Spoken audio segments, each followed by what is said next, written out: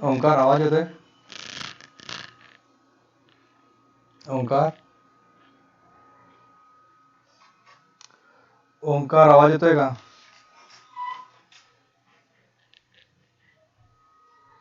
Yes और not?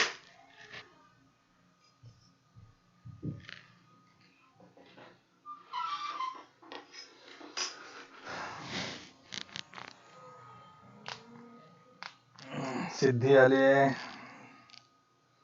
Purvesh Gaikwad, Sakshi More.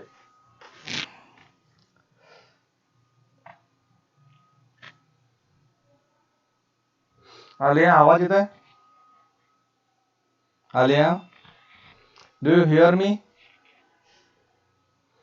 Just type yes in the comment section.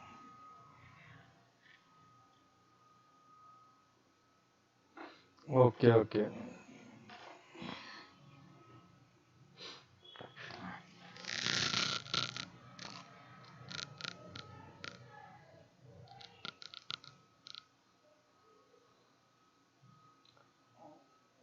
Mulla पण आले आज. Okay.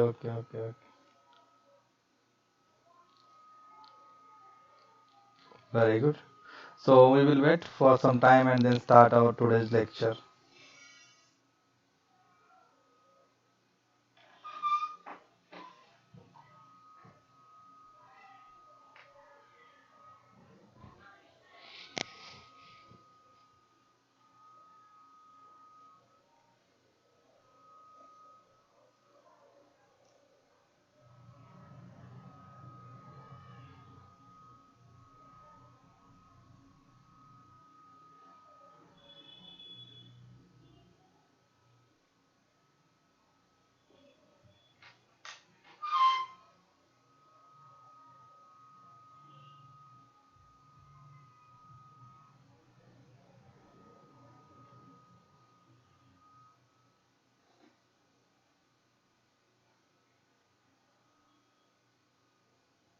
So welcome to back all of you.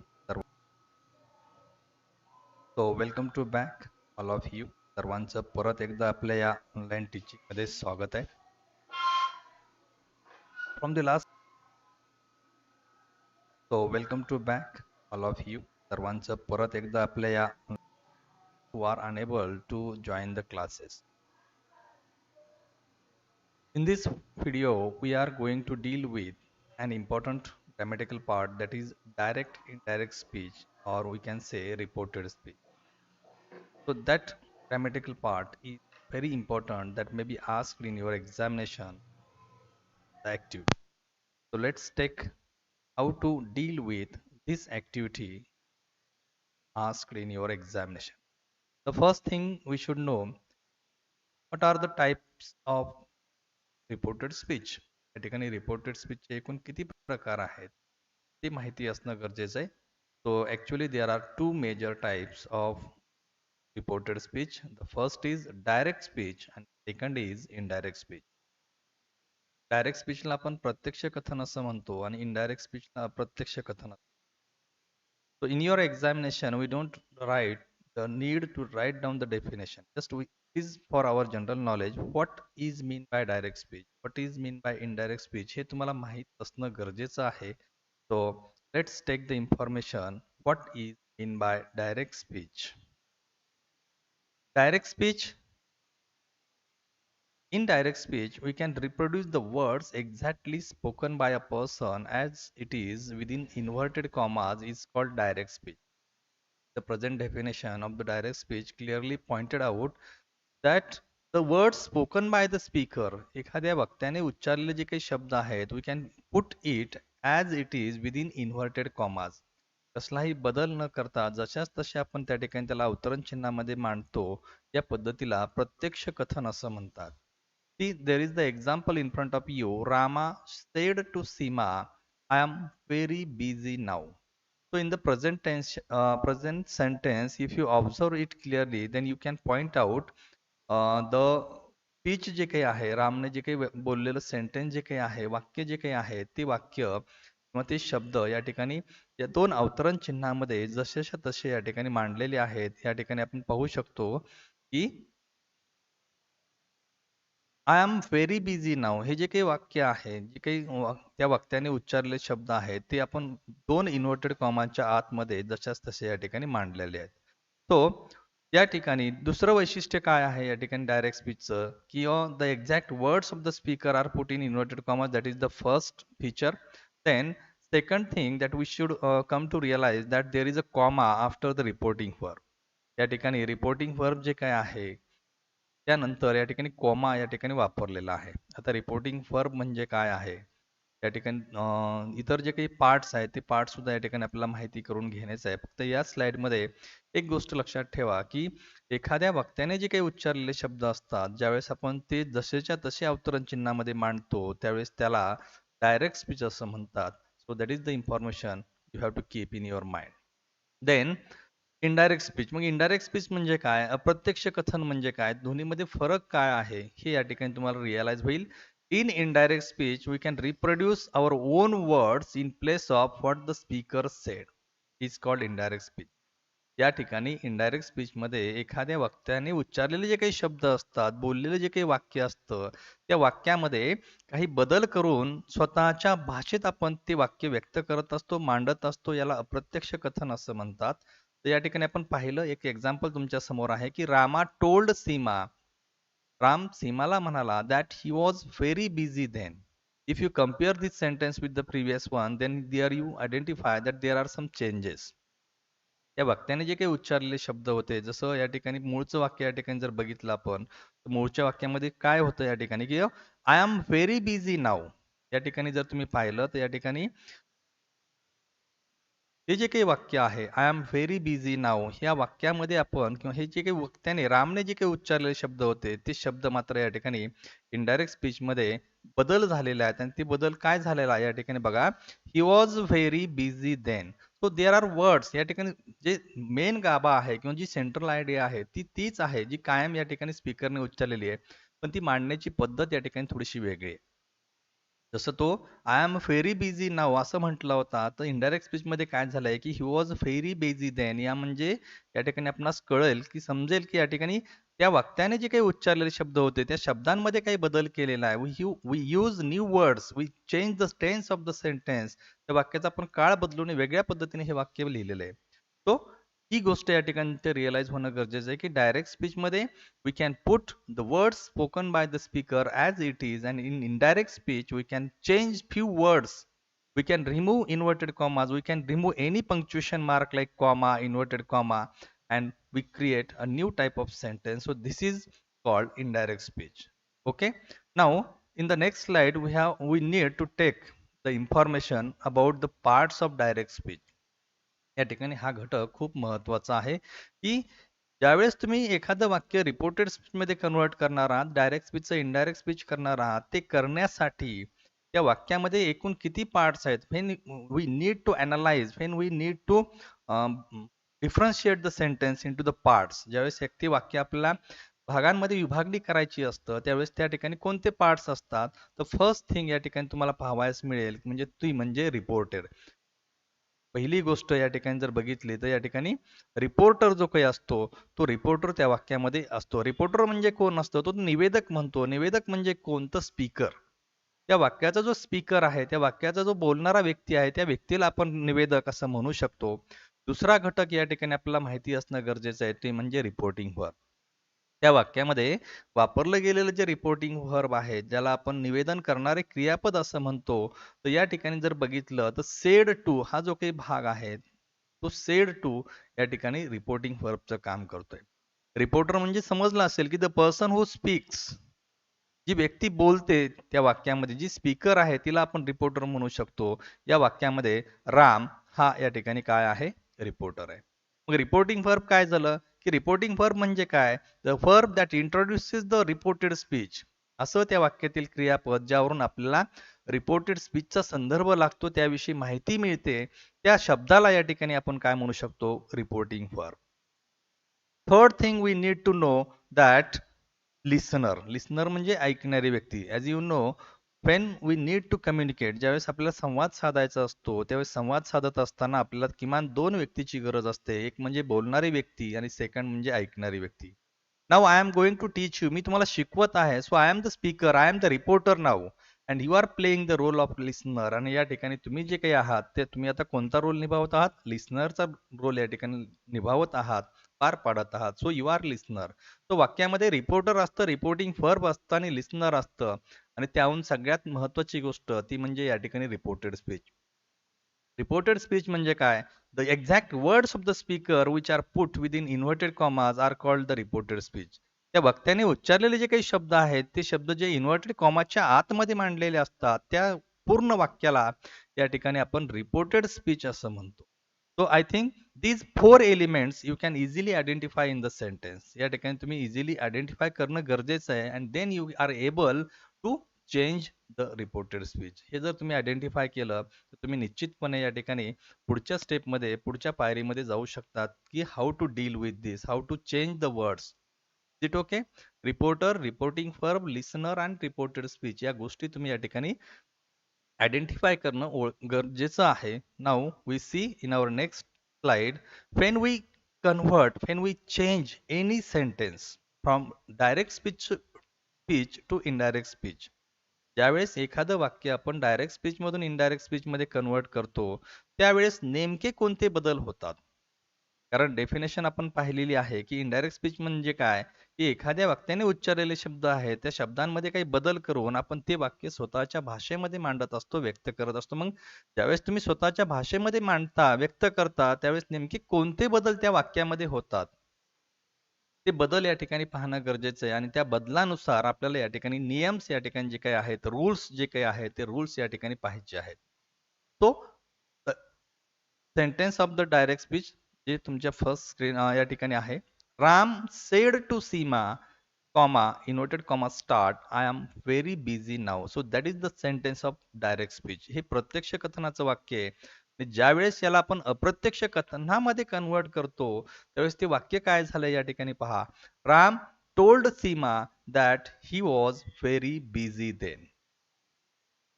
हे वाक्य इनडायरेक्ट स्पीचचे. मग which are the changes occurred here, नेमके कोणते बदल या ठिकाणी झालेले आहेत? The first thing you notice here in the previous sentence, in the first sentence of the direct speech there is said to. Said to is converted into told. Means पहिला जो change आहे या ठिकाणी, पहिला जो बदल आहे तो बदल कशामध्ये झालेला आहे? चेंज इन रिपोर्टिंग फर्म मध्ये झालेला आहे. देन सेकंड थिंग, या ठिकाणी कॉमा आहे डायरेक्ट स्पीच मध्ये, इन्व्हर्टेड कॉमा आहे तो गेलेला आहे, तो काढून टाकलेला आहे आणि या ठिकाणी आपल्याकडे दॅट हा शब्द ऍडिशनली वापरलेला आहे.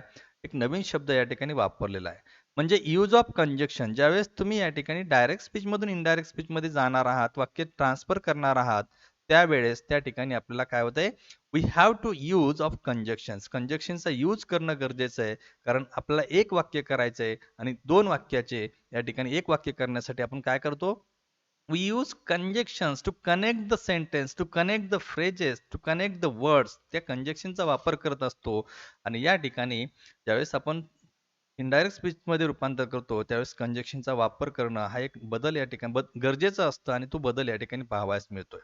पुढे जाऊया. दॅट नंतर मूळच्या वाक्यामध्ये आय हा शब्द होता. आय काय आहे? It is a personal pronoun. या ठिकाणी प्रिव्हियस लेक्चर मध्ये मी I gave the detailed information about the personal pronouns. I gave the detailed information about the types of the pronouns. या ठिकाणी प्रोनाउनचे प्रकार किती आहेत, त्यातील कोणता महत्वाचा आहे, कशा पद्धतीने या ठिकाणी त्यांचे ऑब्जेक्टिव्ह केस आहेत, सब्जेक्टिव्ह केस आहेत, त्याबद्दलची माहिती सविस्तर दिलेली आहे. You will find the link in the description box, the videos which I upload or video which are needed to understand, because of these are the basics of our whole grammar असं म्हणूया. तिथे basics आहेत त्याचे videos या ठिकाणी आहेत, you can check it out. So या ठिकाणी आय हे जे काही पर्सनल प्रोनाउन आहे या आयचं रूपांतर या ठिकाणी ही मध्ये झालेलं आहे. का झालंय, कसं केलंय, that is the question of rules. तो का केला, नियम आहे तो. I will explain it in our next slide. But before this आयचा बदल ही झालेला आहे. म्हणजे या ठिकाणी चेंज इन प्रोनाउन्स हा घटक किंवा हा बदल या ठिकाणी आपणास पाहावयास मिळतोय. Then the next change is occurred in the tense. पुढे जर बघितलं आपण तर ऍम जो काही प्रेझेंट टेन्स होता तर ऍमचा बदल या ठिकाणी वॉज मध्ये झालेला आहे. म्हणजे काळामध्ये सुद्धा बदल होतो ज्यावेळेस आपण एखादं वाक्य डायरेक्ट स्पीच मधून इनडायरेक्ट स्पीच मध्ये कन्वर्ट करतो त्यावेळेस. Is it okay? So change in tense, that is the fourth change in our sentence. वाक्यामध्ये झालेला हा चौथा बदल आहे.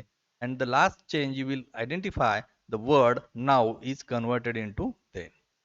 या ठिकाणी जो now हा शब्द आहे, the word showing the nearness changed into the distance. जवळीकता दाखवणारा जो काही शब्द होता नाऊ त्यामध्ये बदल झालेला आहे आणि नाऊ ऐवजी देन हा शब्द वापरलेला आहे. म्हणजे या ठिकाणी आपण पाचवा बदल जो काही झालेला आहे तो बदल कसा आहे? Change in word showing nearness to distance.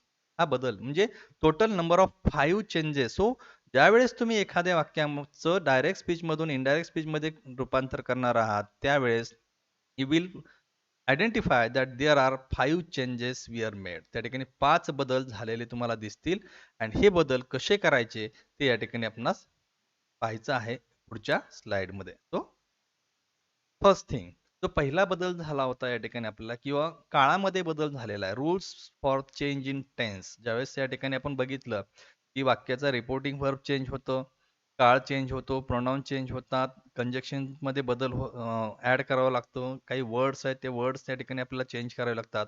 तो पहिला रूल जो काही आहे rules for changing direct speech into indirect speech, त्यामध्ये पहिला नियम या ठिकाणी हा आहे की काळ कसा चेंज करायचा, काळ कोणत्या नियमाला धरून चेंज करायचा आणि कशा पद्धतीने त्यामध्ये बदल होतात हे या ठिकाणी पाहायचंय. So that is the first rule how to change the tense of the reported speech. So if the reporting verb is in present tense और इन फ्युचर टेन्स. त्या ठिकाणी लक्षात ठेवा आता रिपोर्टिंग वर्ब म्हणजे काय? निवेदन करणारं क्रियापद असं आपण म्हणतो. आणि हे निवेदन करणारं क्रियापद जर हे वर्तमान काळ किंवा भविष्य काळात असेल मग वर्तमान काळामध्ये किती 4 ऍस्पेक्ट्स आहेत बरोबर आहे. Says simple, is am are saying continuous aspect, have has said हा झाला परफेक्ट ऍस्पेक्ट. तर यापैकी एक किंवा फ्युचर टेन्स, फ्युचर टेन्सचे सुद्धा 4 ऍस्पेक्ट आहेत म्हणजे सिंपल, कंटिन्युअस, परफेक्ट आणि परफेक्ट कंटिन्युअस.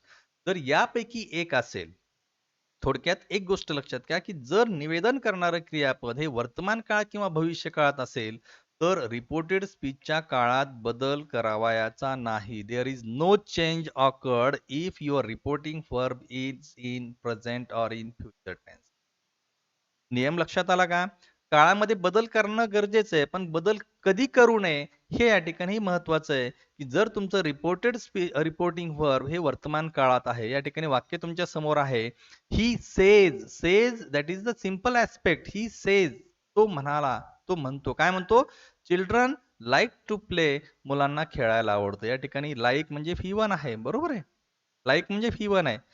मग त्या वाक्याचं ज्यावेळेस आपण इनडायरेक्ट स्पीच मध्ये कन्व्हर्जन केलं तर ते वाक्य काय झालं? He says that children like to play. या ठिकाणी नियम कोणता पाहतोय आपण? Rules for changing the tense. आणि या ठिकाणी जर बघितलं या ठिकाणी लाईक आहे आणि इथंही लाईक आहे म्हणजे काळामध्ये बदल झाला नाही. बदल का झाला नाही? तर कारण या ठिकाणचं जे रिपोर्टिंग वर्ब होतं ते रिपोर्टिंग वर्ब कोणत्या काळामध्ये आहे? वर्तमान काळामध्ये. Let's see the second sentence. Your father will say life was very hard during the war. लक्षामध्ये युअर फादर विल से, या ठिकाणी रिपोर्टिंग वर्ब, रिपोर्टर कोण आहे आपला? बोलणारी व्यक्ती युअर फादर आहे. रिपोर्टिंग वर्ब कोणतं आहे? विल से आहे. विल से कोणता काळ आहे? फ्युचर आहे बरोबर आहे. आणि नियम काय सांगतोय की जर रिपोर्टिंग वर्ब हे वर्तमान काळ किंवा भविष्य काळात असेल तर या ठिकाणी या वाक्याच्या काळामध्ये बदल करावयाचा नाही. या म्हणजे कोणत्या? रिपोर्टेड स्पीचच्या काळामध्ये बदल करावयाचा नाही. म्हणून same sentence your father will say that life was as it is त्या ठिकाणी राहणार आहे. या ठिकाणी काळ बदललेला नाही. Very hard during the war. Let's take the example of third sentence. He has said, काय म्हणाला तो? Dogs would be hard to beat in faithfulness. Again जर या ठिकाणी बघितलं हॅज सेड आहे. हॅज सेड म्हणजे परफेक्ट ऍस्पेक्ट आहे वर्तमान काळातला. म्हणून या ठिकाणी जे वूड आलेलं आहे या ठिकाणी काळामध्ये ते वूड ऍज इट इज वापरलेलं आहे. आपण वूड मध्ये काही बदल केलेला नाही. म्हणजे कोणताही काळ असू देत जर या ठिकाणी रिपोर्टिंग वर्ब तुमचं प्रेझेंट किंवा फ्युचरमध्ये असेल तर रिपोर्टेड स्पीचच्या काळात बदल करायचा नाही. ही सिंपल गोष्ट you have to keep in your mind. Okay, so same examples are there. Now see, he has just said his master is writing letters. He has just said his master is writing letters. Is writing हा जो काळ आहे तो कोणता आहे? Present continuous आहे. Reporting verb कोणत्या काळात आहे? प्रेझेंट परफेक्ट मध्ये आहे. म्हणून ज्या वेळेस हे वाक्य आपण इनडायरेक्ट स्पीच मध्ये कन्वर्ट केलं, सो दॅट नंतर इज रायटिंग हे जे काही आहे तो ऍज इट इज पहिल्या वाक्याचा जो काळ होता तोच काळ या ठिकाणी आहे, काळामध्ये बदल केला नाही. The last sentence, he says he has passed the examination. Again जर पाहिलं तर सिंपल प्रेझेंट या ठिकाणी आहे आणि मूळच्या वाक्याचा काळ कोणता आहे? परफेक्ट आहे, प्रेझेंट परफेक्ट आहे. तोच काळ इनडायरेक्ट स्पीच मध्ये कायम राहिलेला आहे. म्हणजे एक गोष्ट तुमच्या लक्षात आली असेल की जर तुमचं रिपोर्टिंग वर्ब हे प्रेझेंट टेन्स मध्ये आणि फ्युचर टेन्स मध्ये असेल तर definitely there is no change in the tense of the indirect speech. Simple present आणि फ्युचर. पहिला नियम कळाला. Now we have to move to the next slide to see another rule based for changing the tense.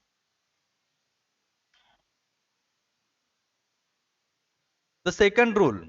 मग काळ बदलायचा कधी? Sir तुम्ही तर सांगितलं की ज्यावेळेस आपण डायरेक्ट स्पीच मधून इनडायरेक्ट स्पीच मध्ये जाताना त्या वाक्याच्या काळामध्ये बदल होतो, तो काळ कोणत्या नियमाला अनुसरून बदलतो? Which are the rules that we have to follow when to change the tense. मग त्यासाठी नियम हा आहे की सगळा नियम रिपोर्टिंग व्हर्बवर आहे. जर रिपोर्टिंग व्हर्ब जर वर्तमान काळात किंवा भविष्य काळात असेल तर there is no change. But if the reporting verb is in past tense, पण जर या ठिकाणी आपलं रिपोर्टिंग व्हर्ब हे पास्ट टेन्स मध्ये असेल म्हणजे भूतकाळात असेल, भूतकाळातले 4 ऍस्पेक्ट सिंपल,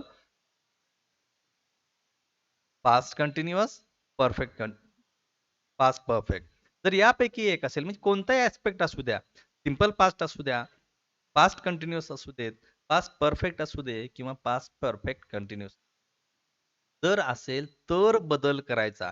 जर निवेदन करणारं क्रियापद हे भूतकाळात असेल तरच रिपोर्टेड स्पीचच्या काळात बदल होतो. मग तो बदल कसा होतो?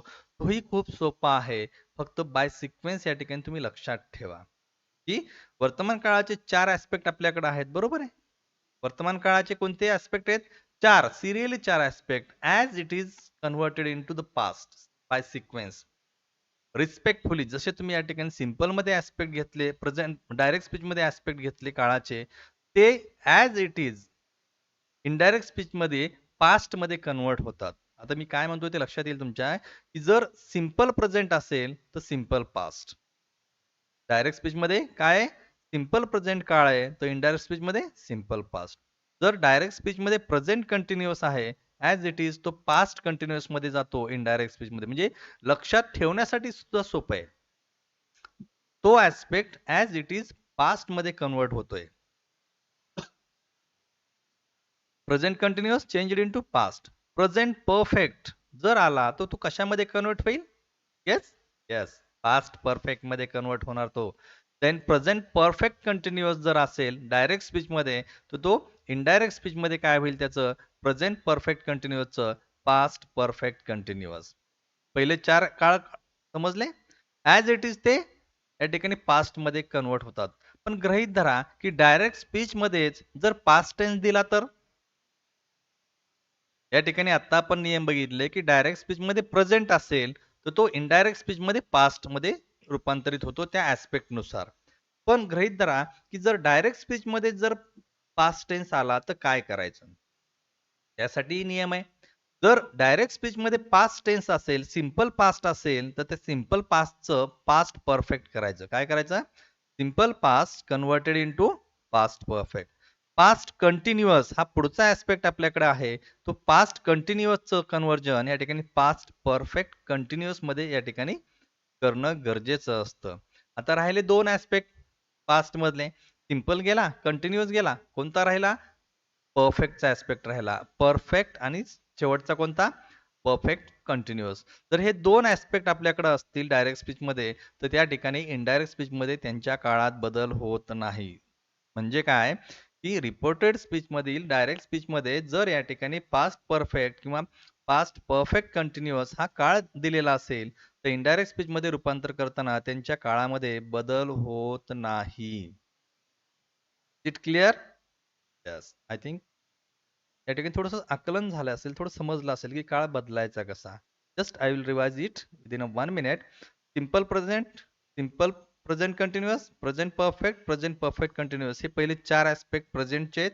ते ॲज इट इज कशामध्ये कन्वर्ट होतात? पास्टमध्ये. आणि गृहीत धरा या ठिकाणी डायरेक्ट स्पीचमध्ये जर पास्टचे 4 ऍस्पेक्ट आले, तर पहिले 2 ऍस्पेक्ट म्हणजे simple past converted into past perfect, past continuous converted into past perfect continuous, आणि पास्ट परफेक्ट आणि पास्ट परफेक्ट कंटिन्युअस चेंज जर आला असेल तर त्यांच्यामध्ये इनडायरेक्ट स्पीचमध्ये जाताना रूपांतर करताना बदल करत नाहीत. अँड वन मोर थिंग, राहिला प्रश्न आता फ्युचर टेन्सचा. तर तुम्ही आम्हाला प्रेझेंट आणि फ्युचर बद्दल सांगितलं, सॉरी प्रेझेंट आणि पास्ट बद्दल सांगितलं की हे जर 2 काळ आले विथ ऍस्पेक्ट वेगवेगळ्यानुसार तर बदलायचे कसे हे समजलं आम्हाला. पण गृहीत धरा या ठिकाणी आमच्याकडे जर फ्युचर टेन्स आलाय रिपोर्टेड स्पीच मध्ये, तर तो सगळ्यात सोपा आहे.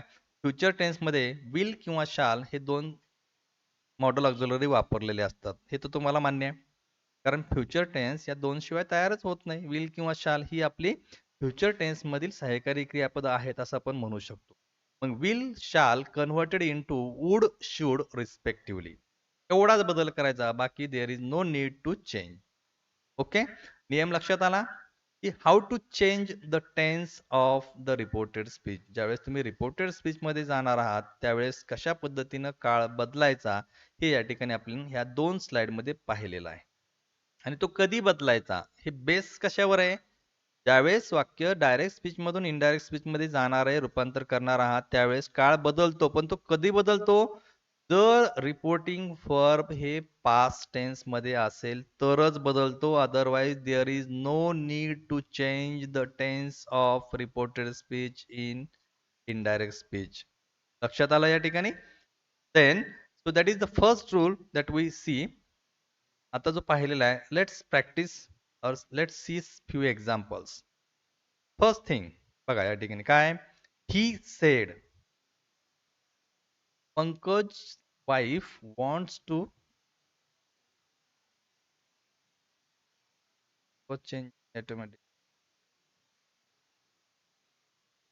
Oh, now let's practice. Let's apply the rules which we just see. He said, comma inverted comma, Pankaj's wife wants to become rich by winning a lot.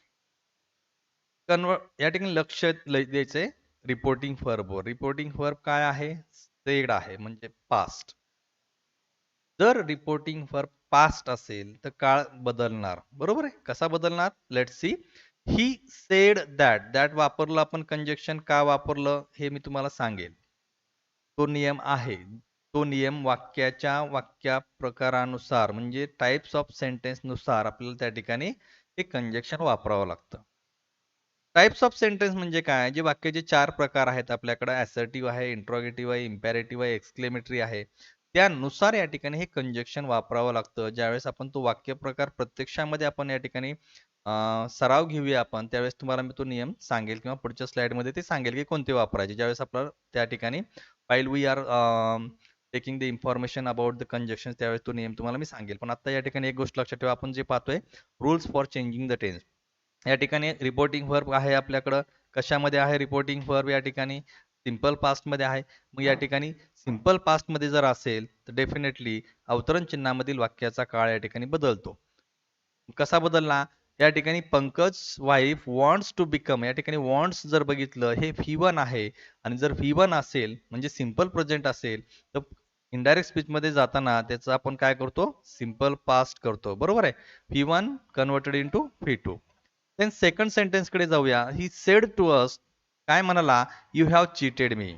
या ठिकाणी again जर बघितलं आपण, सेड टू हे V2 आहे, आणि V2 असल्यामुळे या ठिकाणी हॅव चीटेड हा जो आपला प्रेझेंट परफेक्ट होता तो चेंज होतो. कशामध्ये होतो? He told us that they had cheated me. Present perfect converted into past perfect. Now see the third sentence. Ramesh said to his father.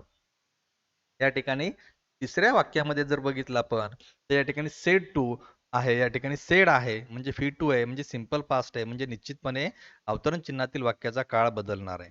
मग या ठिकाणी काळ बदलला कसा? Ramesh said to his father I want your permission to buy new bicycle. Want आहे या ठिकाणी कोणता काळ आहे? सिंपल आहे. मग या सिंपलचं काय होईल?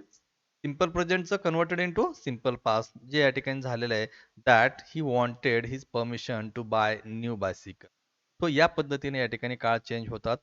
देन मला वाटतं या ठिकाणी बऱ्यापैकी तुम्हाला या ठिकाणी समजलं असेल की कशा पद्धतीने या ठिकाणी आपण काळ चेंज करायचा तो.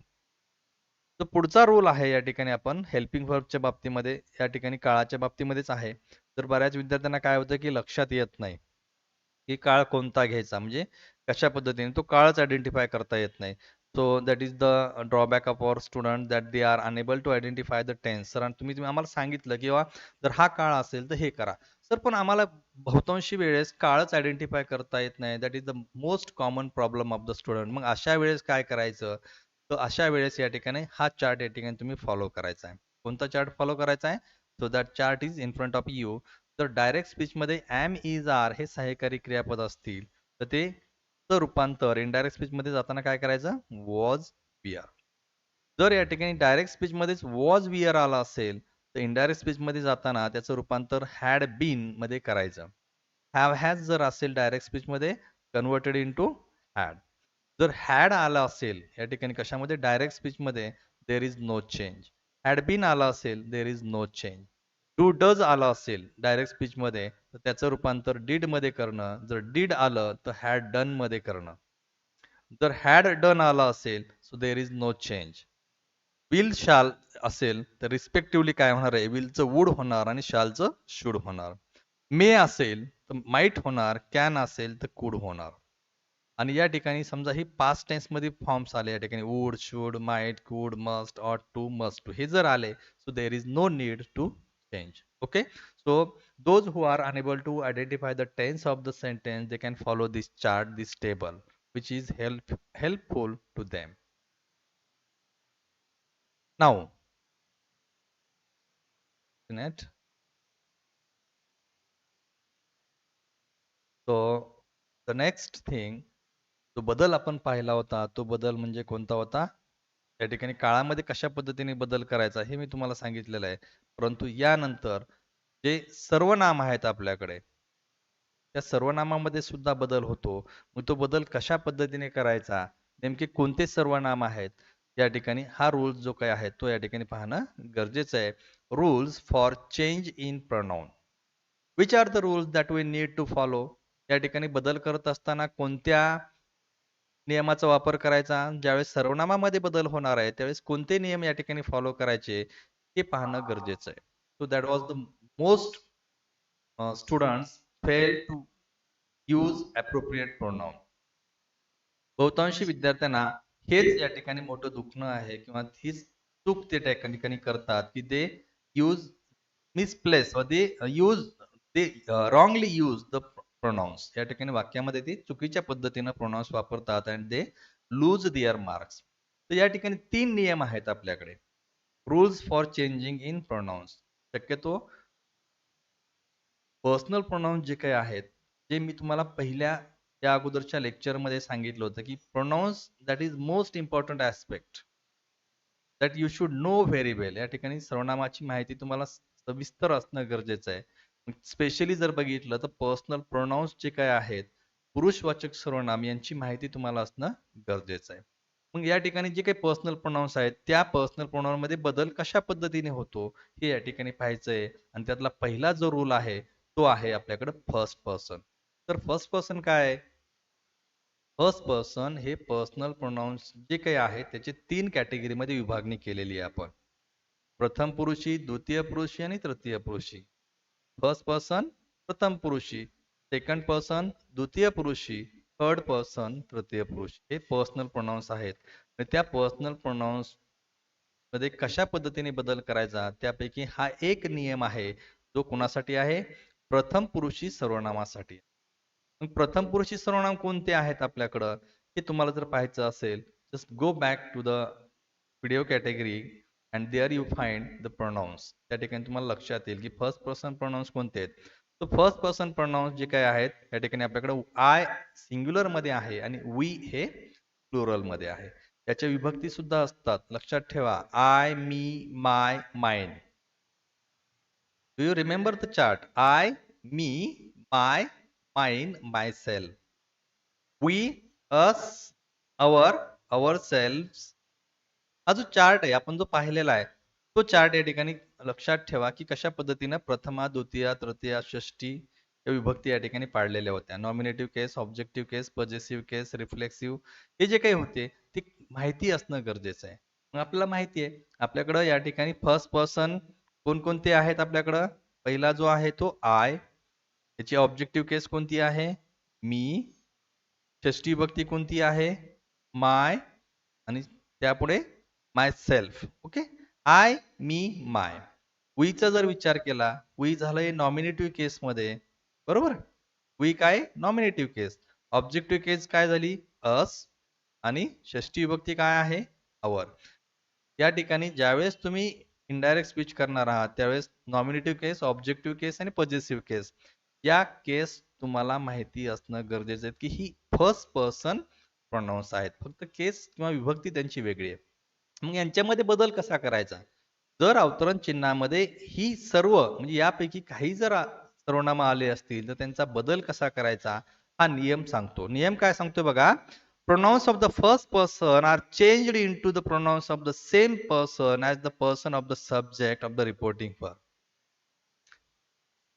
इनडायरेक्ट स्पीच मध्ये रूपांतर करताना प्रथम पुरुषी सर्वनामाचे बदल हे निवेदन करणाऱ्या क्रियापदाच्या कर्त्यानुसार करावेत.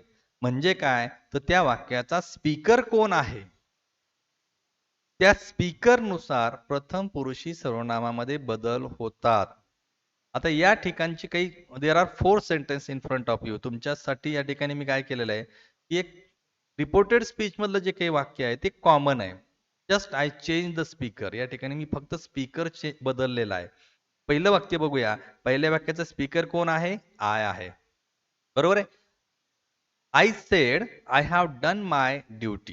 हे वाक्य पहिलं वाक्य आहे आणि हे वाक्य आपण कायम ठेवलंय चारही सेंटेन्स मध्ये. रिपोर्टेड स्पीच हे कायम ठेवलेलं आहे, फक्त काय करतोय स्पीकर बदलतोय. नियम काय सांगितला की जर अवतरण चिन्हामध्ये आय, मी, माय किंवा वी, अस, अवर हे जर असतील तर त्याचा जो बदल आहे तो बदल कोणानुसार करायचा? तो बदल त्या वाक्याच्या रिपोर्टर नुसार म्हणजे स्पीकर नुसार करायचा. मग I said that I change होणार आहे कोणानुसार होणार आहे? रिपोर्टिंग वर्बच्या स्पीकर नुसार. स्पीकर कोण आहे? स्पीकर आय आहे म्हणून आय ला I. There is no change. हॅवचं हॅड झालं. काळ तुम्हाला माहितीये या ठिकाणी V2 आहे रिपोर्टिंग वर्ब म्हणून present perfect change into past perfect. Okay. आयचा बदल आपण काय केला? आयच ठेवला. का ठेवला? तर सब्जेक्ट आपला आय आहे. माय ड्युटी. माय कोणानुसार बदलणार आहे? या ठिकाणी रिपोर्टिंग वर्बच्या कर्त्यानुसार. कर्ता कोण आहे? आय. माय काय? माय इज द पॉझेसिव्ह केस म्हणून मायला माय. ओके. नाव आता दुसरं वाक्य लक्षात घ्या म्हणजे तुमच्या लक्षात येईल. दुसऱ्या वाक्यामध्ये आपण स्पीकर कोण घेतला? आता यू घेतला. या ठिकाणी स्पीकर चेंज झाला. You sed. यू सेड काय म्हणाला? I have done my duty. आता यू जे आहे या ठिकाणी स्पीकर आहे तो स्पीकर बदललेल्यामुळे या ठिकाणी अवतरण चिन्हाच्या वाक्यामध्ये सुद्धा बदल होतो. तो बदल कसा झाला? I change according to the reporting verb subject. Subject कोण होता? यू होता म्हणून आयचा बदल यू झाला.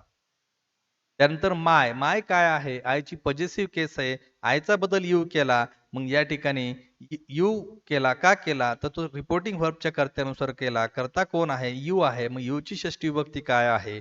युअर आहे. म्हणून मायचा बदल युअर झालेला आहे. लक्षात येते हळूहळू? Okay. Let's see the third sentence. आता या ठिकाणी परत तुमच्या लक्षात येईल.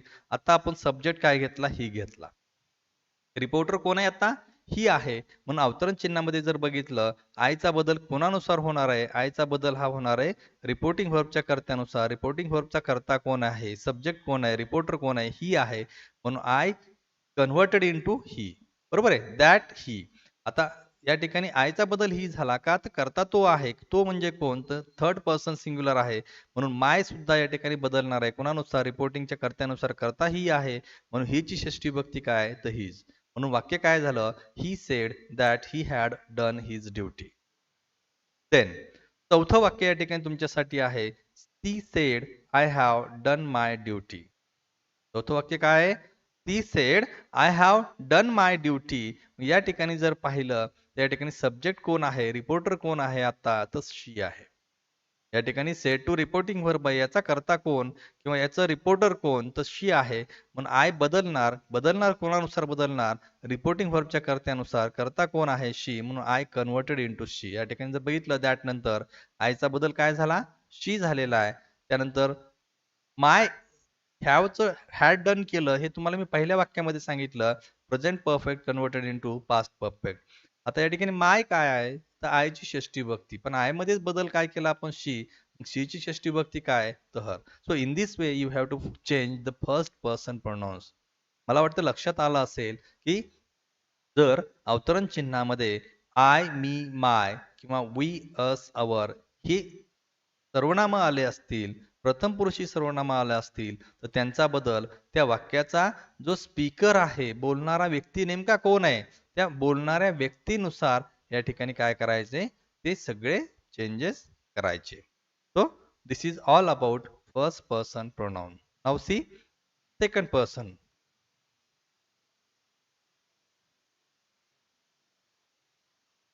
आता सेकंड पर्सन प्रोनाउन्स कसे बदलायचे? How to change second person pronouns. हाही नियम खूप सोपा आहे.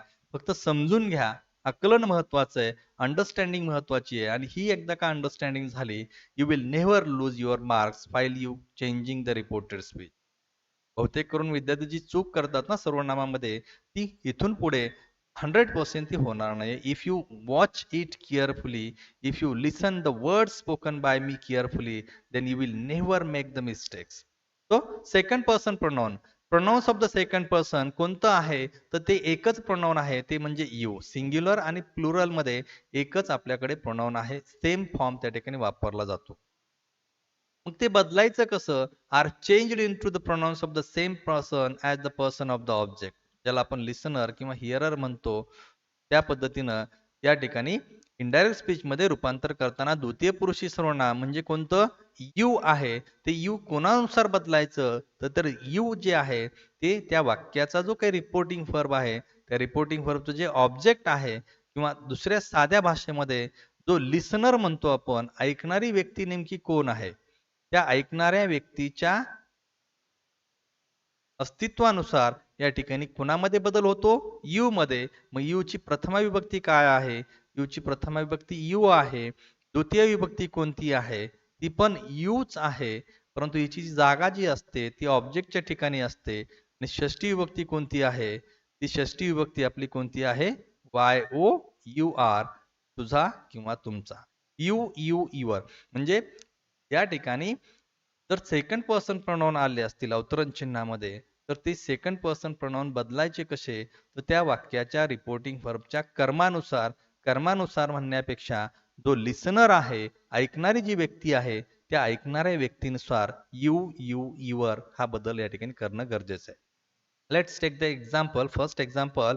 Teacher said to me. शिक्षक मला म्हणाले. काय म्हणाले? अवतरण चिन्हामध्ये सांगितलंय, you have not done your work well. तू तुझं काम चांगल्या पद्धतीने पार पाडलेलं नाही. So that is the sentence. मग आता या ठिकाणी जर बघितलं अवतरण चिन्हामध्ये, तर द्वितीय पुरुषी कोणती प्रोनाउन्स आहेत? यू आणि युअर आहे. मग हा बदल कसा करायचा? तो बदल या ठिकाणी आपल्याला पाहायचा आहे. Teacher said to me that. आता यूचा बदल आय झालेला आहे आणि युअरचा माय का झाला? त्यासाठी कारण असं आहे की यू बदलणार कोणानुसार बदलणार? तर त्या रिपोर्टिंग व्हर्बच्या कर्मानुसार. म्हणजे लिस्नर. लिस्नर कोण आहे? ऐकणारी व्यक्ती कोण आहे? मी आहे. मी म्हणजे कोण? तर आय. बरोबर आहे. मी काय आहे? द्वितीय विभक्ती आहे. कुणाची द्वितीय विभक्ती आहे? ती आयची द्वितीय विभक्ती आहे. बरोबर आहे. आयची षष्टी विभक्ती कोणती आहे? माय आहे. बरोबर आहे. आय, मी, माय. मग यू ही जे काही आहे या ठिकाणी ऍज अ सब्जेक्ट आहे, नॉमिनेटिव्ह केस आहे. म्हणून आयची नॉमिनेटिव्ह केस कोणती? तर मीची नॉमिनेटिव्ह केस कोणती? तर ती आय आहे. म्हणून यूचा बदल आय मध्ये झाला. Had not done my work well. My वापरलं का वापरलं? युअर बदलणार कोणानुसार? लिस्नरनुसार. लिस्नर कोण आहे? मी आहे. मी कोण आहे? आयची द्वितीय विभक्ती आहे. मग षष्टी विभक्ती कोणती? माय. म्हणून या ठिकाणी यूचा बदल एकदा आय झाला आणि युअरचा बदल माय झालेला आहे. Now see the second sentence. दुसरं वाक्य या ठिकाणी तुमच्या समोर आहे. Teacher said to you. मी आता या ठिकाणी जो भाग आहे रिपोर्टेड स्पीच मधला तो कॉमन ठेवलेला आहे. एक गोष्ट लक्षात घ्या, फक्त मी लिसनर चेंज करतोय या ठिकाणी, ऐकणारी व्यक्ती चेंज करतोय. मग टीचर सेड टू यू, शिक्षक तुला म्हणाले, काय म्हणाले? Same sentence, you have not done your work well. या ठिकाणी यू आहे, बदल करायचा आहे, कोणानुसार करायचा आहे? लिस्नर नुसार करायचा आहे. लिस्नर कोण आहे? यूच आहे. मग यूचा बदल यू नुसार काय होणार आहे? यूच होणार आहे. सेम आहे ना. तो you you your your, there is no change. Now in the third sentence बघा, या ठिकाणी लिस्नर आपण घेतलेला आहे. लिस्नर कोण आहे? हिम आहे. टीचर सेड टू हिम, शिक्षक त्याला म्हणाले, काय म्हणाले? You have not done your work well. You have not done your work well. मग आता हे रिपोर्टेड स्पीच मधलं जे द्वितीय पुरुषी सर्वनाम आहे ते चेंज करायचंय. इनडायरेक्ट स्पीच मध्ये जाताना त्याचा बदल काय झाला? यूचा बदल ही केला. का केला? यू बदलणार कोणानुसार? बदलणार रिपोर्टिंग व्हर्बच्या कर्मानुसार. कर्म कोण आहे? लिस्नर कोण आहे? हिम आहे. हिम काय आहे? हीची द्वितीय विभक्ती आहे. बरोबर आहे. हिम काय? हीची द्वितीय विभक्ती आहे. म्हणून या ठिकाणी ही, हिम आणि षष्टी विभक्ती कोणती आहे आपल्याकडे? हीज आहे. बरोबर आहे. मग या ठिकाणी यूचा बदल काय केला? हिम नुसार केला. यूची प्लेस कोणती आहे? ही नॉमिनेटिव्ह केस आहे, कर्त्याची जागा आहे. म्हणून हिमचं कोणतं रूप या ठिकाणी कर्त्याच्या ठिकाणी वापरलं जातं? तर ती नॉमिनेटिव्ह केस मधलं रूप वापरलं जातं. मग हिमची नॉमिनेटिव्ह केस कोणती आहे? तर ही आहे. He had not done his work. आता हीज वर्क वापरलं. यूचा बदल काय झाला? युअरचा बदल काय झालेला आहे? हीज झालेला आहे. का झाला? तर हा बदल झाला रिपोर्टिंग व्हर्बच्या कर्मानुसार, म्हणजे लिसनर नुसार. लिसनर हिम होता, मग हिम द्वितीय विभक्ती आहे. षष्टी विभक्ती कोणती आहे? हीज आहे. Is it okay? Now move to the last sentence. Teacher said to Gita, शिक्षक गीताला म्हणाले, you have not done your work well.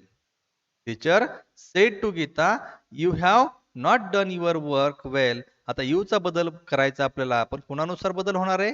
You have to explain yourself. सांगा, यूचा बदल कुणानुसार होणार आहे? या रिपोर्टिंग व्हर्बच्या कर्मानुसार किंवा लिसनर नुसार. लिसनर आपल्याला कळालं, कोण कळालं? की गीता आहे. गीता म्हणजे कोण? तर शी. बरोबर आहे. आता गीतासाठी कोणतं सर्वनाम वापरणार आपण? गीतासाठी शी वापरणार. SHE. शी हे pronouns we can use for Gita. मग यू बदललं, कोणानुसार बदललं? लिस्नर नुसार. लिस्नर कोण आहे? गीता. गीता म्हणजे कोण? तर शी. म्हणून यूचा बदल या ठिकाणी शी झालेला आहे. प्रोनाउनच्या बदल्यात प्रोनाउन वापरायचं. या ठिकाणी करता गीता आहे म्हणून इथं गीता वापरायची गरज नाहीये. We have to use pronoun instead of that noun. लक्षात ठेवा, ज्यावेळेस या ठिकाणी लिसनर किंवा स्पीकर एखादं नाम असतं, तर त्या नामासाठी वापरणारं जे सर्वनाम आहे ते वापरायचं आहे. ते नाम या ठिकाणी वापरायचं नाही.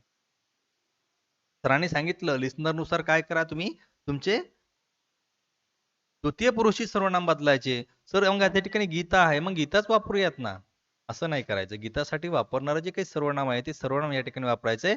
गीतासाठी आपण शी वापरतो म्हणून यूचा बदल शी झाला. आणि या ठिकाणी युअर आहे. युअर म्हणजे काय? षष्टी विभक्ती आहे. कुणानुसार बदलणार? तर शी. मग शीची येस. या ठिकाणी प्रोनाउन्स हे तीन प्रकारचे आहेत. फर्स्ट पर्सन, सेकंड पर्सन आणि थर्ड पर्सन. या ठिकाणी प्रोनाउन आपल्याकडे किती आहेत? तीन प्रकारचे आहेत.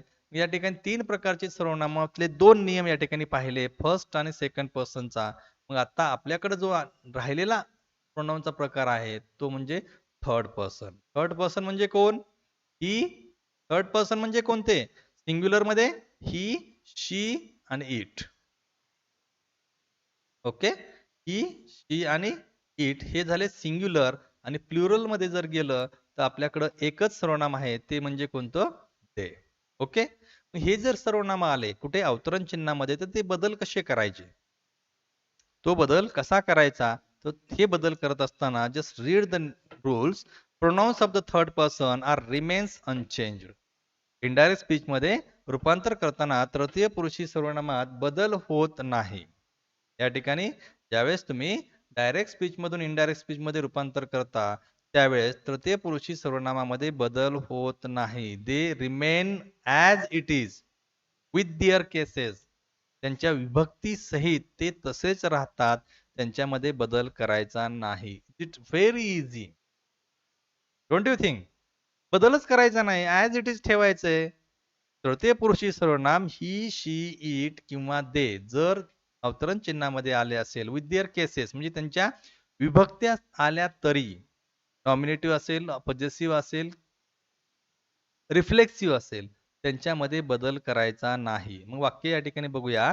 Teacher said to me he has not done his work well. त्याचं इनडायरेक्ट स्पीचमध्ये रूपांतर केलं. Teacher told me that he had not done his work well. There is no change. या ठिकाणी कर्ता कोण आहे, स्पीकर कोण आहे, लिस्नर कोण आहे, याच्याशी काही संबंध नाही. या ठिकाणी हीला ही आणि हिजला his. There is no change.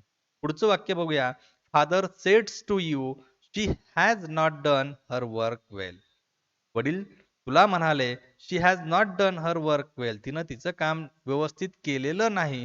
आता या ठिकाणी जर बघितलं तर शी हे थर्ड पर्सन प्रोनाउन आहे. परंतु ज्यावेळेस ते आपण इनडायरेक्ट स्पीच मध्ये कन्वर्ट केलं त्यावेळेस शीचा बदल ॲज इट इज रिमेन तसाच राहिलेला आहे. We do not change it. तिला शी, हरला हर. थर्ड सेंटेन्स कडे जाऊया. Sister said to him he has not done his work well. When we convert this into the indirect speech, sister told me that he had not done his work well. Again या ठिकाणी जर बघितलं हिला ही common आहे, Hijla his common आहे. So in this वे ज्यावेळेस तुम्ही direct speech मधून इनडायरेक्ट स्पीच मध्ये रूपांतर करणार आहात आणि त्या ठिकाणी समजा गृहीत धरा थर्ड पर्सन प्रोनाउन्स आले. कोणते आले? ही, शी, इट. आता ही, शी, इट आणि दे हे झाले नॉमिनेटिव्ह केस मधले. यांच्या objective case he, him, his, she, her, her, it, its, they, them, their यापैकी काहीही जरी आलं तरी यांच्यामध्ये बदल करायचा नाही. So that is the rule which we explain here how to change the pronouns. सो मला वाटतं आतापर्यंत आपण दोन नियम या ठिकाणी पाहिलेले आहेत. पहिला नियम जो होता की काळ कशा पद्धतीने बदलायचे, how to change the tense. आणि हा दुसरा नियम या ठिकाणी आपण पाहिला, how to change the pronouns. हे दोन नियम तुम्हाला बऱ्यापैकी समजले असतील. Then we have to move to the next remaining rules. पुढचे जे काही राहिलेले रूल्स आहेत खूप सोपे आहेत आणि एवढे दीर्घ नाही आहेत. म्हणजे आता जे आपण बघितले एवढे मोठे नाही आहेत. सो या ठिकाणी वाक्याच्या ज्यावेळेस लेक्चर आपण सुरू केलं होतं त्यावेळेस तुमच्या गोष्ट लक्षात असेल की या ठिकाणी 5 changes are made there. Direct speech मधून इनडायरेक्ट स्पीच मध्ये जात असताना 5 बदल झालेले होते. पहिला बदल या ठिकाणी आपण बघितला होता रिपोर्टिंग फर्ब मध्ये, दुसरा काळामध्ये, तिसरा कंजक्शन मध्ये आणि चौथा या ठिकाणी बदलला word showing the nearness to distance आणि एक नियम होता काळाच्या बाबतीमध्ये. असे 5 बदल या ठिकाणी झाले होते. बरोबर आहे. त्यातले 2 बदल या ठिकाणी आता आपण अभ्यासलेले आहेत. पहिला rules for changing the tense, काळ कसा बदलावा, rules for changing the pronouns, सर्वनाम कसे बदलावे, हे 2 नियम या ठिकाणी अभ्यासलेले आहेत. तिसरा नियम तुमच्या समोर आहे rules for changing the reporting verb. Reporting verb कोणतं वापरायचं? जनरली डायरेक्ट स्पीच मध्ये सेड, सेज हेच वापरलेले असतात. परंतु ज्यावेळेस ते इनडायरेक्ट स्पीच मध्ये बदल करता त्यावेळेस त्या रूपामध्ये किंवा सेड किंवा सेड टू च्या रूपामध्ये बदल झालेला असतो. मग तो बदल कसा करायचा तो वाक्याच्या प्रकारानुसार ठरतो.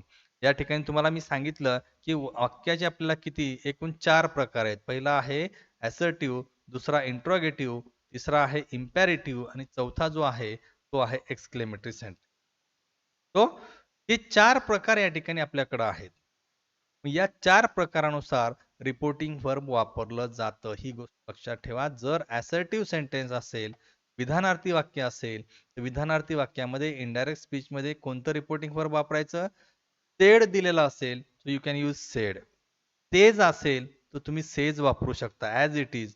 पण जर सेड टू असेल तर मात्र त्या ठिकाणी टोल्ड करणे गरजेचे आहे. हा पहिला नियम असर्टिव्हच्या बाबतीमध्ये. काय म्हटलं मी? असर्टिव्हच्या बाबतीमध्ये या ठिकाणी रिपोर्टिंग फॉर वापरत असताना सेज, सेड ही वापरू शकतो डायरेक्ट आणि इनडायरेक्ट स्पीच मध्ये कायम. पण जर सेड टू असेल डायरेक्ट स्पीच मध्ये तर त्याचं रूपांतर टोल्ड मध्ये करा. इंट्रोगेटिव्ह सेंटेन्स प्रश्नार्थक वाक्य जर बघितलं आपण तर प्रश्नार्थक वाक्यामध्ये आस्क किंवा आस्क्ड हे रिपोर्टिंग वर्ब ऑलरेडी दिलेले असतील. अलग लक्षामध्ये. तर या ठिकाणी तुम्ही दिले काय आणि न दिले काय पण इनडायरेक्ट स्पीच मध्ये रूपांतर करताना तुम्ही ती आस्क वर्तमान काळ असेल तर आस्क वापरा आणि जर भूतकाळ असेल तर आस्क्ड वापरा. पुढचा नियम इम्परेटिव्ह सेंटेन्सच्या बाबतीत आहे. जनरली डायरेक्ट स्पीच मध्ये सेड असतं किंवा सेज असतं. परंतु या ठिकाणी इनडायरेक्ट स्पीच मध्ये ज्यावेळेस तुम्ही ते वाक्य रूपांतर करणार आहात so that is reporting verb is based on the emotions, the feelings which is expressed there. त्या ठिकाणी कोणत्या प्रकारचा भाव व्यक्त केलेला आहे, कोणत्या प्रकारचं काय म्हणतो आपण त्याला इंटेन्शन आहे त्या इंटेन्शन नुसार या ठिकाणी रिपोर्टिंग वर्ब वापरलं जातं. इंटेन्शन म्हणजे काय? गृहीत धरा त्या ठिकाणी प्रश्न असेल विचारलेला, तर या ठिकाणी आस्क्ड वापरावं लागेल. त्या इंटेन्शन जर सल्ला देण्याची असेल तर ऍडव्हाइस वापरावं लागेल. जर धमकी दिली असेल तर वॉर्न वापरावं लागेल. जर त्या ठिकाणी रिक्वेस्ट असेल त्या वाक्यामध्ये तर रिक्वेस्टेड वापरा. जर एखाद्याने वचन दिलं असेल तर प्रॉमिस्ड वापरा. जर एखादी सूचना केली असेल तर सजेस्टेड वापरा. So that is depend on the situation which type of situation is there in imperative sentence. त्या आज्ञार्थी वाक्यामध्ये कशा प्रकारची सिच्युएशन आहे? धमकी आहे, सूचना आहे, विनंती आहे, प्रॉमिस आहे, काय आहे हे त्यानुसार या ठिकाणी रिपोर्टिंग वर्ब वापरायचे. आणि एक्सक्लेमेटरी सेंटेन्स जर जर बघितलं तर एक्सक्लेमेटरी सेंटेन्स मध्ये तुम्ही 3 वेगवेगळ्या प्रकारचे रिपोर्टिंग वर्ब वापरू शकता. जर आनंद असेल, सॉरी, जर या ठिकाणी आनंद असेल तर एक्सप्रेस्ड विथ जॉय तुम्ही वापरू शकता. जर दुःख असेल, एक्सप्रेस्ड विथ सॉरो. जर राग असेल, क्रोध असेल, एक्सप्रेस्ड विथ अँगर. आणि गृहीत धरा तुम्हाला काहीच नाही कळलं या ठिकाणी कोणत्या प्रकारचा भाव आहे, you can use express as it is. Okay. So that is the rule about reporting verb. Reporting verb वापरायचं कसं, हा तिसरा नियम या ठिकाणी तुम्हाला मी सांगितलेला आहे. Then we have to move to the next rule about conjunction. या ठिकाणी आपल्याला पुढचा जो चौथा रूल आहे की कंजेक्शन कोणतं वापरायचं नेमकं. या ठिकाणी कंजेक्शन कोणतं वापरायचं हा रूल या ठिकाणी अभ्यासायचा आहे. तर या ठिकाणी जर बघितलं तर ॲसर्टिव्ह सेंटेन्स जर असेल तर डेफिनेटली या ठिकाणी आपल्याला काय करायचं आहे की दॅट हे कंजेक्शन वापरायचं आहे. कॉमा काढायचा आणि कॉमा काढून त्या ठिकाणी दॅट. मग ॲसर्टिव्ह सेंटेन्स म्हणजे काय? तर अवतरण चिन्हातील वाक्य जर S plus V plus O या कॅटेगरीमध्ये मोडत असेल तर तुम्ही त्या ठिकाणी काय करायचंय, दॅट हे conjunction वापरायचंय.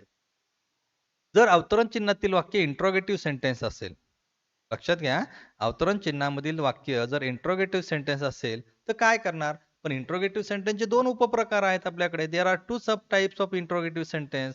The first is W H question and second is verbal question. मग जर डब्ल्यू एच क्वेश्चन असेल तर, मग डब्ल्यू एच क्वेश्चन जर असेल तर त्या वाक्यामध्ये किंवा त्या प्रश्नामध्ये जो डब्ल्यू एच वर्ड वापरलेला आहे तोच W H word as it is तुम्हाला कंजक्शन म्हणून वापरायचा आहे. Is it clear? W H question मध्ये कंजक्शन म्हणून तोच डब्ल्यू एच वर्ड ज्या प्रश्नामध्ये आलेला आहे तोच डब्ल्यू एच वर्ड या ठिकाणी तुम्ही कंजक्शन म्हणून वापरणं बंधनकारक आहे. ओके. जर व्हर्बल क्वेश्चन असेल, गृहीत धरा या ठिकाणी सहाय्यकारी क्रियापदाने सुरू झालेला प्रश्न असेल तर काय करणार, तर त्या ठिकाणी इफ किंवा वेदर या दोन पैकी एक वापरायचं. ओके. देन थर्ड टाइप जो आहे आपला तिसरा प्रकार जो आहे तो आहे इम्पेरेटिव्ह सेंटेन्सचा, ज्याला आपण आज्ञार्थी वाक्य असं म्हणतो. तर आज्ञार्थी वाक्यामध्ये या ठिकाणी कॉमा निघून जातो. या चारही प्रकारामध्ये कॉमा निघून जातो आणि त्या कॉम्याऐवजी काय करतो आपण, कंजक्शन वापरत असतो. मग जर इम्पेरेटिव्ह सेंटेन्स असेल, जर त्या ठिकाणी होकार असेल तर टू वापरा. जर नकार असेल म्हणजे निगेटिव्ह सेंटेन्स असेल त्या ठिकाणी तर नॉट टू वापरायचं. Is it okay?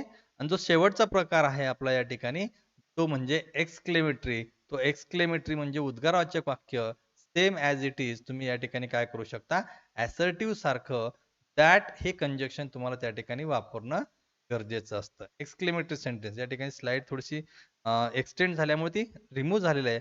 परंतु लक्षात ठेवा की एक्सक्लेमेटरी सेंटेन्स जर असेल अवतरण चिन्हातील वाक्याचा प्रकार तर त्या ठिकाणी दॅट हे कंजक्शन तुम्ही वापरणं गरजेचं असतं. So that is the fourth rule that I share with you. Okay. Then एक मिनिट, अजून एक रूल आपला राहिलेला आहे. That is the word showing the nearness and distance.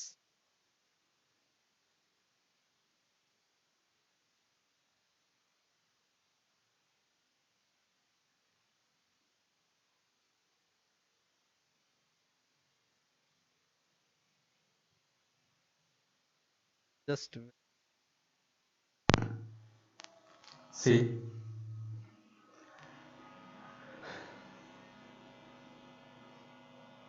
this is all about the rules which are required to change the reported speech into indirect speech. So this is the first part of the direct indirect speech. In this lecture, we have taken the information about the rules which are essential to convert the sentence into indirect speech. So, once again, I revise it. There are 5 rules which are very important.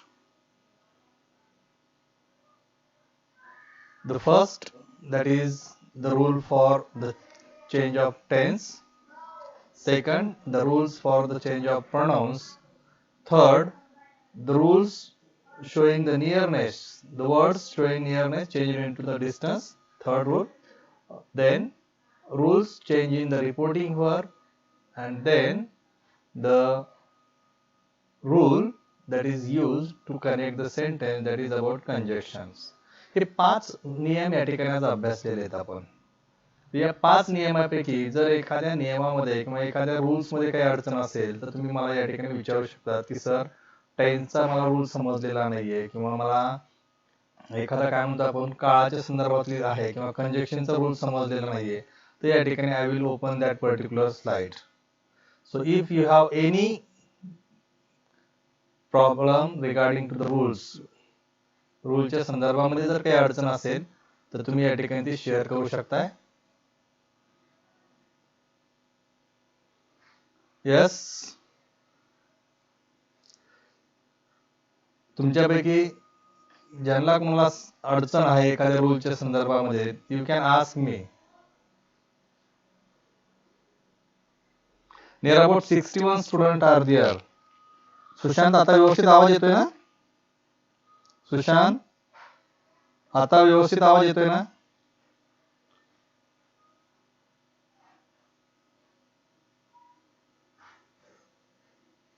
Yes, सिद्धी, लोहारे, ऋतुजा. जे rules या ठिकाणी आपण अभ्यासलेले जे 5 rules जे आहेत त्या rules मध्ये काही अडचण आहे का?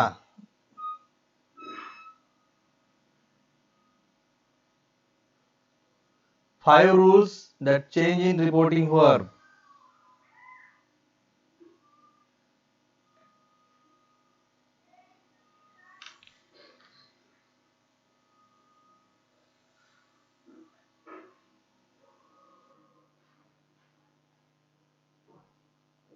ओके. सुशांत, तुला एकट्याला डबल आवाज येतोय का? Sania, tell me if you have any problem regarding to this 5 rules. या ठिकाणी 5 नियम या ठिकाणी आपण अभ्यासलेले आहेत. हे नियम तुमचे जर क्लिअर झाले, you will don't have any problem. The first rule regarding to the reporting verb, second that is conjunction, third जो काही आहे तो प्रोनाउनच्या संदर्भात आहे, fourth tense, and the last one that is words. Yes, write down in the chat comment section. या ठिकाणी comment section मध्ये काही शंका असेल तर विचारा.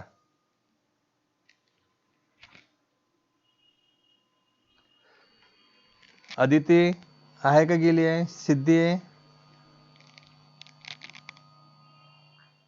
बाकीचे नुसते ऐकतायत फक्त. There is not a single comment they have written. उद्याचं जे काही लेक्चर असणार आहे ते उद्याचे लेक्चर या ठिकाणी we have to apply these rules in the file changing the sentence. आज जे आपण हे नियम अभ्यासलेले आहेत 5, या नियमांचा उपयोग करून उद्याच्या तासाला नियर अबाउट 20 मिनिट्स मध्ये या ठिकाणी उद्याचं लेक्चर आपलं हे जे काही डायरेक्ट इनडायरेक्ट स्पीच वरती असेल ते निश्चितपणे या ठिकाणी संपणार आहे. कारण हे नियम महत्वाचे होते. नियर अबाउट 1 आवर, जवळपास 1 तास हे नियम समजून सांगण्यासाठी गेलेला आहे. आणि आता ऍक्च्युअल हे नियम वापरायचे आहेत आपल्याला. कुठे वापरायचे ते? We have to apply these rules while changing the sentence. There are 4 types of sentences. किती? 4 टाइपचे सेंटेन्स आहेत. असर्टिव्ह सेंटेन्स आहे, इंट्रोगेटिव्ह आहे, इम्पेरेटिव्ह आणि एक्सक्लेमेटरी. या 4ही वाक्य प्रकाराचं डायरेक्ट स्पीच मधून इनडायरेक्ट स्पीच मध्ये रूपांतर करता येतं आणि ते कशा पद्धतीने करायचे रूल्स वापरून ते या ठिकाणी उद्या पाहायचं आहे. ठीक आहे. Today we have spent much more time, near about 1 hour and 10 to near about 5 minutes are we are online, live section is going was going there. जर काही अडचणी असतील तर विचारा, नसतील तर या ठिकाणी पुढे जाऊया आपण. ठीक आहे, अडचणी नाही आहेत या ठिकाणी, कोणाची कमेंट नाही आहे. पण एक गोष्ट या ठिकाणी सांगावीशी वाटते की नियर अबाउट 63 सबस्क्रायबर्स या ठिकाणी आपले व्ह्युअर्स आहेत या ठिकाणी आत्ता आपल्याकडे ऑनलाईन. आणि या 63 पैकी जस्ट 7 लाईक्स आहेत व्हिडिओला. व्हिडिओ आवडला नाही का या ठिकाणी आत्ताचा, आजचं लेक्चर आवडलं नाही का आपले, लाईक्स द्यायला काय अडचण आहे, just we have to click. आणि दुसरी महत्त्वाची गोष्ट, ज्यांनी सबस्क्राईब केलं नाही ते सबस्क्राईब करा ना चॅनलला, काय फरक पडतंय. बटन दाबायचं फक्त सबस्क्राईबचं, या ठिकाणी आपल्याला काही जास्त काही करायचं नाही आहे. सर 5 नंबरचं, एक मिनिट काय लिहिलंय मला बघू दे. 5 नंबरचा रूल नाही समजला. 5 नंबरचा rule, change in word showing nearness to distance. हा शेवटचा रूल आहे, change in word showing nearness. म्हणजे या ठिकाणी काही ठराविक शब्द आहेत, तर ते शब्द कोणते येतात या ठिकाणी. I will take you to the slide, 1 minute. त्या स्लाइडवरती जाऊयात आपण. 5 नंबरच्या रूलची जी काही स्लाइड आहे, the words which are change into showing nearness changed into the distance. Yes, 1 minute.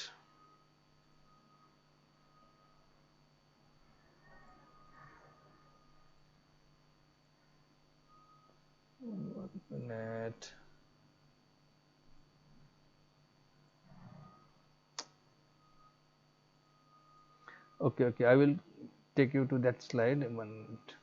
ठीक आहे. तर या ठिकाणी रूल नंबर 5 जो आहे ना, या ठिकाणी इट इज अबाउट कंजक्शनच्या संदर्भातला रूल आहे. Rule for use of conjunctions. Conjunctions म्हणजे या ठिकाणी वाक्य जोडण्यासाठी वापरलं जाणारं जे काही कंजक्शन असतं, आपण कंजक्शन जे वापरतो त्यांच्या संदर्भातला रूल आहे की जर एखादं अवतरण चिन्हातील वाक्य हे आपलं कशाचं असेल, असर्टिव्ह सेंटेन्स असेल, तर दॅट हा या ठिकाणी वर्ड वापरायचा आहे.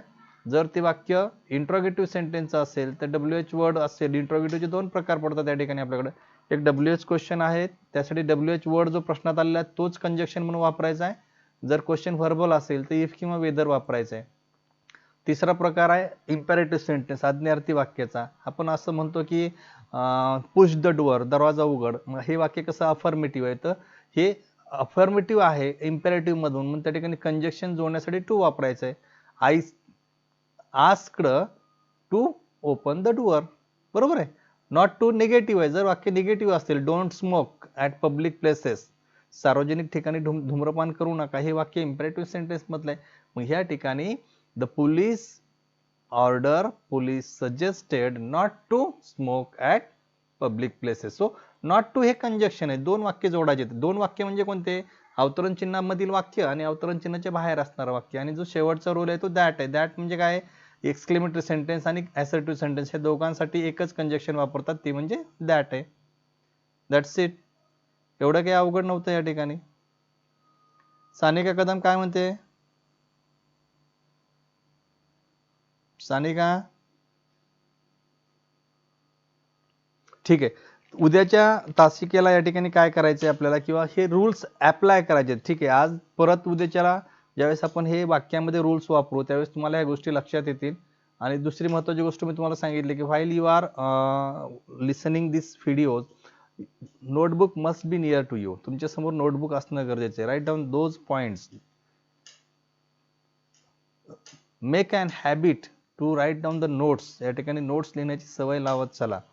So thank you very much. या ठिकाणी आज आपण थांबूयात. या ठिकाणी बराचसा वेळ या ठिकाणी आपला घेतलेला आहे, बरंचसं झालेलं आहे या ठिकाणी. काही रिव्हिजन झालेली बऱ्यापैकी विद्यार्थ्यांची, काहींसाठी नवीन चॅप्टर असेल ज्यांनी ऐकलं नसेल. So thank you very much for listening the video carefully and watching this all this PPTs very carefully. So thank you very much. या ठिकाणी आपण थांबूया. Have a good night. We will stop here.